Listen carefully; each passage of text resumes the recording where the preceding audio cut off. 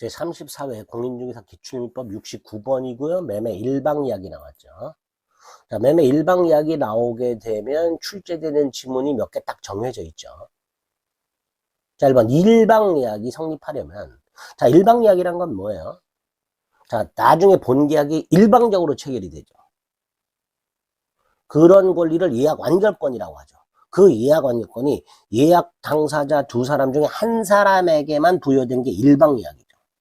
두 번째, 일방 예약이 성립이 되면 나중에 본 계약이 일방적으로 체결이 되죠. 상대방이 동일한 승낙을 받을 필요가 없죠. 그러니까 당연히 일방 예약 당시에 본 계약의 내용이 확정되어 있거나 확정할 수 있는 기준이 마련이 되어 있어야 나중에 본 계약이 일방적으로 체결이 될 수 있겠죠. 판례죠. 일방 예약에서 중요한 판례 중에 하나입니다. 2번 예약완결권 행사기간. 기간을 정하지 않으면 10년이죠. 자, 이때 이 예약완결권 행사기간은 소멸시효기간이에요? 제척기간이에요? 제척기간이죠. 제척기간이란 건 중단정지가 있어요? 없어요? 없지요. 없으니까 기간이 도과하면 그냥 예약완결권을 소멸한다 그랬죠. 중요한 판례 두 번째죠. 예약완결권에서 중요한 판례가 두 개가 있는데 그게 1번과 2번이에요. 거기서 답이 나왔습니다. 예약완결권 행사기간은 소멸시효기간이 아니라 제척기간이기 때문에 설령 그 예약완결권을 가지고 있는 자가 부동산을 인도받아 점유하고 있다 하더라도 그 예약완결권 행사기간이 지나면, 제척기간이 지나면 예약완결권은 소멸한단 말이죠.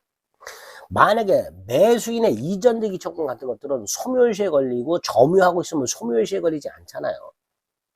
그죠? 그거하고 비교하셔야 된단 말이죠. 그래서 제척기간은 기간이 경과하게 되면 중단정지가 없기 때문에 부동산을 인도받았다 하더라도 중단 안 되기 때문에 기간은 경과하게 되고요. 기간이 경과하면 예약완결권은 소멸합니다. 2번이 틀렸고요. 3번 예약완결권 당사자 간의 행사기간 정할 수 있죠? 그럼 정하면 그 기간 내에 행사해야 되죠? 기간 내에 행사하지 않으면 기간 경과로 예약완결권을 소멸하겠죠. 자, 4번은 뭐 처음 보는 지문이죠. 5번도 마찬가지고요. 4번은 보면 상가 건물에 대한 매매 예약이 성립이 했어요. 근데 법령상 제한으로 분양이 금지되어 있어요. 그럼 예약완결권 행사가 불가능하잖아. 근데 그 분양금지가 일시적이에요. 일시적 불능은 불능이 아니라 그랬어요. 따라서 일시적으로 분양이 금지됐다가 허용이 됐으니 이건 불능이 아니에요. 예약완결권 행사는 불능이라 할 수 있다 없다? 없다. 일시적 불능, 주관적 불능은 불능이 아니다 그랬습니다. 민법 총칙, 계약 목적 달성의 실현 가능성, 거기에서 지문이 뽑아져 나온 겁니다. 어쨌든 일시적 분양금지 뭐로 바꿀 수 있어야 돼? 일시적 불능, 일시적 불능은 불능이 아니다 이렇게 기억하는 거예요. 네. 처음 나온 지문이고요. 5번 예약완결 행사의 의사표시를 담은 소장 부분 송달이라고 되어 있는데 뭐냐?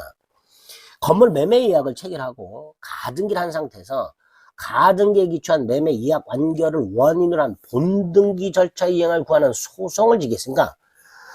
예약완결권을 가등기한 상태에서 그 가등기권자가 예약완결권을 행사한 게 아니라 바로 본등기 청구 소송을 들어왔어요.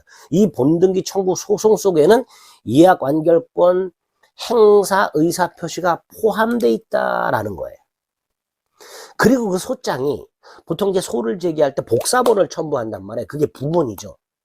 그 부본을 피고에게 송달을 한단 말이에요.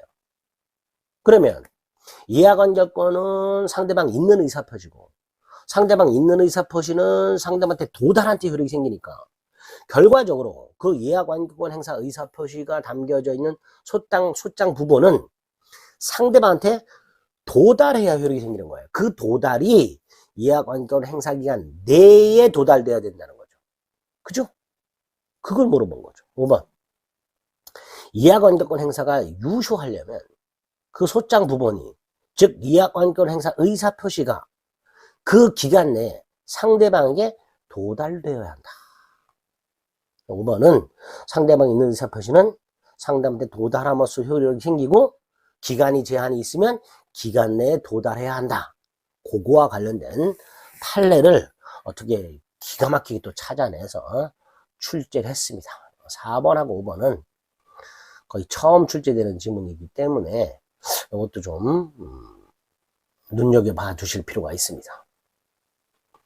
1번부터 3번까지는 예학에서 자주 나왔던 거고요. 다행히 자주 나왔던, 준비하고 있었던 그런 지문에서 판례에서 답이 나와서 그나마 다행이죠.